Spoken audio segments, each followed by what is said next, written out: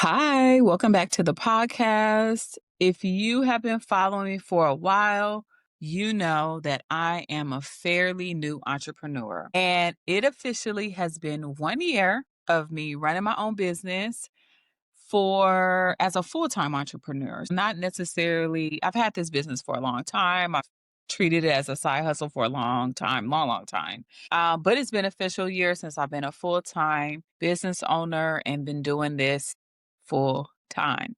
And let me tell you, it's been a ride. The highs, the lows, the lessons, it's all been amazing. But what I've learned the most is that success isn't just about strategy. It's also heavily have to do with your mindset. And that mindset has shifted, and it has shifted how I see leadership and how it has changed me as a leader. So today I want to talk about what it really means to operate as a CEO of your team, whether you lead people directly or influence, from the side, or, you push people forward. This episode is about how to show up with ownership, clarity, and being intentional, and what to avoid along the way so that you can truly be the CEO of your team. So here's something I want you to reflect on. When most of us start a new job, we fall in line with the culture and the way things are done. We'll follow the rules. We say we're not going to rock the boat. And we try to be a good employee because we've been taught that that's how it has to be. But here's the thing. Most organizations have taught us that we are replaceable. And if you are carrying that belief that you are replaceable, that you are not someone that the organization wants to keep, retain, that the organization feels like you can't be replaced, or you have this belief that you can't take up space, you can't be bold at work, or you are not leading with a lot of confidence, what's going to happen is you're going to end up shrinking yourself, shrinking your mindset, shrinking your potential, your capabilities, and you're not going to lead. You're going to fall into that place all because you have a belief that you are replaceable and that you are likely not as good as you think you are, because someone has fed that into you. And it's so funny how organizations, how people can do this to you, but it's what happens a lot in our different organizations. I remember back in 2014, I was laid off from my first ever real career job that I worked at when I worked at the Gap. It's retail. I didn't understand corporate politics at all. I was like a newbie out there in the world, bright eye, bushy tail, and I was just like having so much fun at that time in my career. It is where I met a lot of my best friends, where I met a lot of people that I truly am still connected to this day. But I didn't understand the politics, nor did I understand how decisions were being made behind closed doors. I would be lying to you if I didn't say that getting laid off really blindsided me. I had no idea it was coming. And at that time, I thought I was a very hard worker. I thought I got the job done. I showed up. I went above and beyond. I used to tell people, like, I didn't have Thanksgiving and Christmases off. I was working. And even though I worked in a corporate office for the last leg of that career, the first leg I was in the stores, I was working in the store. The last half of that leg, I was in the corporate office. And even though I was in the corporate office, I still had to show up to conference calls. And this is before Zoom. This was like, I forget what the company was called, but you would call up into your conference call and you would have these different conversations. There was no Teams, no Zoom, none of that. I'm probably aging myself, but trust me, y'all, I'm not that old. I am an early millennial. But I remember that experience, right? So it kind of blindsided me because I'm like, dang, I'm doing all this work. I am doing above and beyond, and I still get laid off. What the heck is happening? And not to mention, if you've been listening to this podcast or you've been following me, you know that I was 8.5 months pregnant with my fourth child. So I was blindsided and I kind of panicked a little bit because I'm like, oh, shoot, what am I going to do? But after that experience, I made a promise to myself. I promised myself that I was never going to get too comfortable ever again. I'm never going to get comfortable with a job. Even so much that I received a parking sticker. I never really stuck it on my car. I just kind of put it in my windshield. It was still connected to the regular paper because I was like, I'm not going to put this on my car because I could be gone tomorrow. I didn't really bring personal items into the office. I was like, let me keep my personal stuff at home because I don't want to have to get a whole office and have to bring it home. And I avoided, in a lot of ways, really getting attached to the team or to different individuals because I was like, you know what? They may not be the people that I stay connected with in the long run. People are friends because they have something in common, but then when there's nothing in common, they're typically not friends anymore. I will say that I do still have dear friends from both jobs that I am still very much connected to, and I'm grateful for that. And there were people that I just did not get attached to. There were things that I didn't get attached to because, in a way, I was protecting myself from rejection, protecting myself to keep me safe, and just had this guard up, right? I showed up, I did my job. So it wasn't like I wasn't giving my best because I was giving my best. I was learning a lot. My last job really pushed me forward as a coach. And I'm forever grateful for that. But I always had a foot outside the door, which is why, like, literally, I had already set up a side hustle. I knew that that was the next thing that was going to happen. So much so that the September before the April that I got laid off, I had told myself it's time to go all in. It's time to go all in. It's time to really start doing this. And thank God that I had that kind of switch in my mind to start to do it because I ended up getting laid off, right? So it's been a year, but in my reflections, I noticed that I always had a foot outside the door. And while that felt like it was self protection for me, it did in some ways keep me from fully owning my power, fully owning my voice, and really fully stepping into leadership because it was like, I better not get too attached because it can all go away. And I think towards the end of that career, I also felt that way because I had just lost my mom. And for me, it was kind of like, you know what? I lost the best thing that ever happened to me. And if I lose anything else, so be it, right? So that was kind of my mindset. I've kind of moved away from that now. But at the time, it was so fresh and it was so like raw that I felt this way at that time. But looking back, I realized, yeah, that mindset followed me for years. And I was kind of showing up like this tenant in my career. I was renting the space, but I wasn't fully owning the space. I wasn't fully owning my career. I was not the CEO of my career, of my team, of like my just being out there and forward looking and really being what I could be. When you want to step into real leadership and when you want to be the CEO of your career or the CEO of your team, you cannot be halfway in. Looking back, I know that. Working with hundreds of leaders and teams and just really coaching them, especially after layoff, I realized you cannot be halfway in. You cannot. And I wish I had a me while I was working there to coach me and tell me these things. But thank God I know that information now. And I just want to share with you. You cannot be halfway in. You are going to have to fully commit, or your results will reflect that hesitation. Brooke Castillo, who runs the life coaching school, she has a framework that she calls the thought model. And she talks a lot about how your thoughts create your results. Your thoughts create your results. If your thoughts or your beliefs are like, I'm not going to be here for long, I'm not going to get attached, I'm not going to lock in, I'm just going to be just a little bit kind of on the side, I'm just going to rent this space for a while, but I won't fully own it, the results will be you won't be there for a while. You won't own it. You will have that space for a temporary time. It won't be permanent. It's literally going to happen. I thank God for that model too, because it has taught me a lot about how you create what happens in your world. When we talk about manifestation, when we talk about faith, the Bible says have faith of a mustard seed. If you don't have the faith, how do you think it's going to happen? The same thing that Brooke Castillo said. If your thoughts are creating that for yourself, your results will follow. Okay.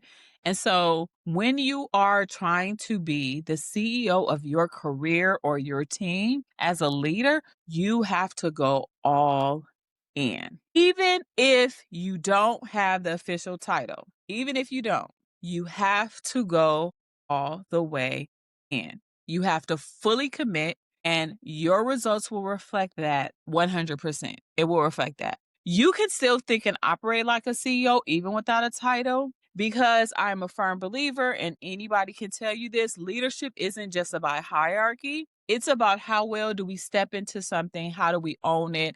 How do we really say that this is mine and I am going to embody and I'm going to work the hell out of this role? I am going to work the hell out of this opportunity and I'm going to do the damn thing. So there's far too often that we tell ourselves that we need to have permission. We need somebody to tell us that we can take up space, that we need permission to lead, that we need permission to speak up, to create, especially as women of color.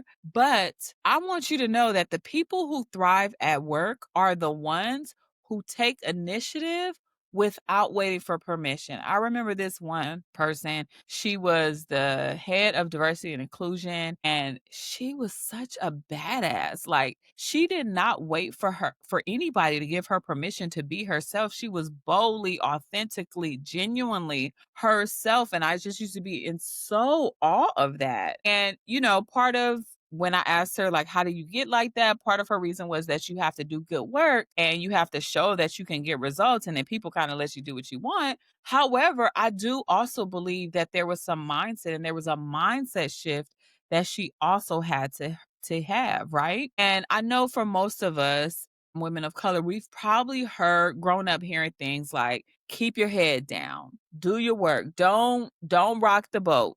Just go to work, just do good, and that's it, and that's all. Nobody wants to hear about your personal life. Nobody wants to hear where you're struggling. Just go to work and keep your head down. That's how you stay out the limelight. That's how you stay away from anybody judging you or anything like that. And so that was something that I grew up with, right? So I didn't think like work was a place to fully become. It wasn't a place of becoming. I just thought it was a place to work and get my paycheck.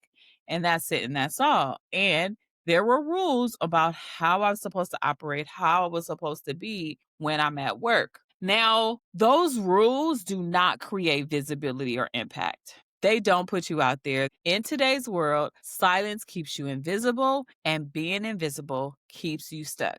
And we ain't got time for that. We got things to do, places to impact, and we need to be moving forward in our careers, right? Here's what often gets in the way of stepping into that CEO mindset. Most organizations tell us that they want leaders at every level, but they don't reward it. So they'll tell you, like, we're all leaders, we're all one, we're all coming together and we're aligned. But they don't reward that. They oftentimes tell you to stay in your lane, right?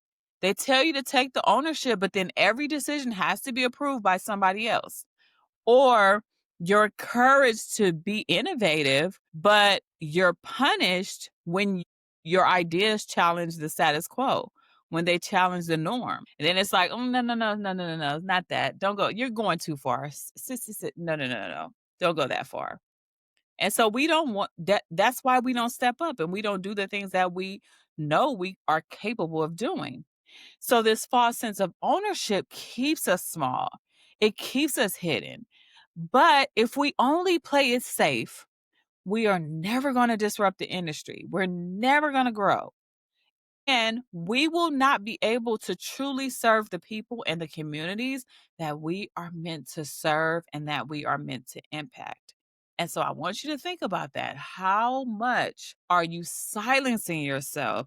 And you are taking away the opportunity of somebody who needs to hear your voice, who needs what you have to give, who needs what you are offering. How many times do we do that? This is why being the CEO of your career and your team is so important. So, here are 3 ways to operate as the CEO of your team.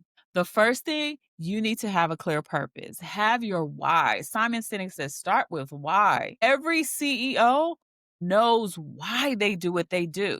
And that's the same thing that applies to you. So be clear about your mission, even if the organization has a mission. The team may have a mission or a goal. What's yours? Why do you do the work that you do? Hopefully it's connected to heart, because when something is connected to heart and actually is something that can be impactful, it's more sustainable. It'll last. You won't burn out from it. You won't be tired. Typically, you're going to stay with it. Right? Understanding why your work matters and how it connects to something bigger is the key here. So have a clear purpose, or in other words, know why you are doing what you're doing. The second thing is to create systems that keep your team connected. Right now, I'm doing a 30-day series, a live series on LinkedIn, and I've been talking about systems, and I've been looking at it from different angles and up and down and around and sideways. I just been like peeling back layers and allowing people to see systems work from so many different angles. And part of a good, healthy system is keeping your team connected.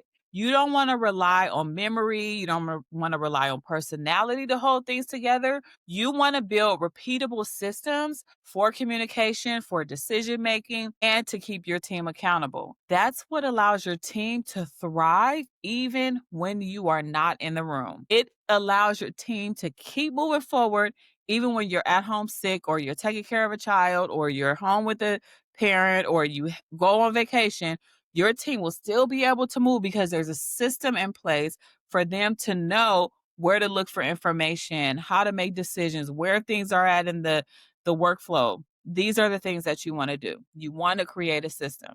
And the last thing, please reward your team often. It is nothing more depressing than not being rewarded for the work that you're doing. A lot of times we are not rewarding ourselves or our people, and we're not rewarding ourselves either. And reward helps us to reflect, wow, I did all that work. Wow, I did such a great job. CEOs understand that people are the business. So celebrate those small wins by acknowledging their contributions and make people feel seen. This is the easiest way to make people feel seen. Right now, I need to get some more cards, but I just had an event with my son's school this past Sunday, and all these parents came to help. And because I'm the president of the PTA, I am literally going to write a thank you note to each person who helped, because I understand those events don't work. They don't happen. They aren't successful without the people. So we're going to celebrate that, baby. We're going to celebrate. So in closing, I want you to know, and I want to remind you, the title of this podcast, Leadership Isn't About a Title. It is about how you show up. When you start thinking like the CEO of your team, you stop waiting for permission and you start creating the momentum that you need. You stop waiting for permission and you start creating momentum. The new saying is not keep your head down and do your good work. It's take action and ask for forgiveness later. We're not asking for permission. We'll ask for forgiveness later. That's the new saying. So we're going to keep it moving. My reflection question for you this week is this: where are you still playing small in your leadership? Where are you still playing small in your leadership? And if this episode spoke to you, share with another woman of color, another team lead, an HR lead, an organizational development lead, a consultant, a friend, a sister, a mom, anybody who is ready to step into her full CEO energy, whether she has a title or not, because she knows that she is worthy, she knows that she is capable, and she is ready to take that next step.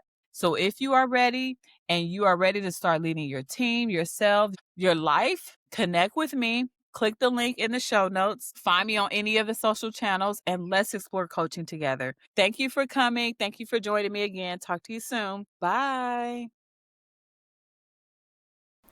Thanks for listening to Leadership Beyond the Title podcast. If today's episode moved you, sparked a new idea, or challenged your perspective, share with a friend and be sure to subscribe so you never miss an episode. But before you go, take a moment to reflect. What does leadership beyond the title mean to you? How are you already living it? And where might you lean in just a little bit more?